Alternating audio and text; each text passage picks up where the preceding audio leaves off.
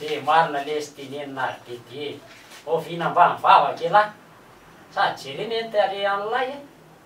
Mbola misy mangana. Jere ty dia anakaikitra be ty. Raha ny eritreritry lahy tsy hitondra azy hoe masom-bahoaka zany fa misy antony io ka. Sery-lahy ihany nahatonga an'izao. Tezitrezy fa rovitiko ny zipony ty.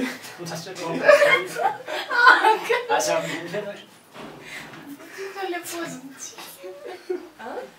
Ino za? aloha misy ame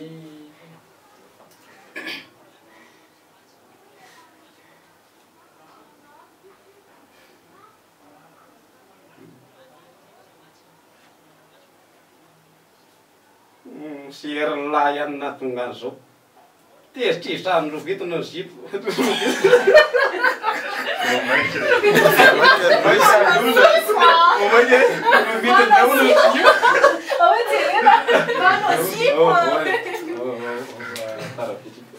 raha ny eritreritry lahy tsy hitondra azy. Sery-lahy ihany nahatonga an'izao. Tezitrezy fa rovitiko ny zipony dia ny kakeriny. Manavotana ny lahy ihany ngeny nahatonga an'izany e. Zany a. Maninona lesa raha tonga dia tenenina hoe te hijery amin'ny vony a. Efa hainy lahy zany. Ery le batoto sorototo be ary lesy mandeha mivavaka ko zany dia tavy latry andeha. Andraso ary lesy fa andeha. Aleoko mba hanampisy any aloha.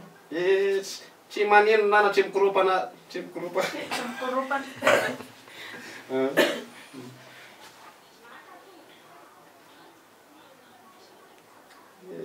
Tsy manino nana tsy koropaka raha miomany. Mba manao fiditry ny endrany tsika avy eo. Aty amintsika sy la daholo amin'ny mason'ny olona. Indrindra moa fa ivony. O ka lesy dede.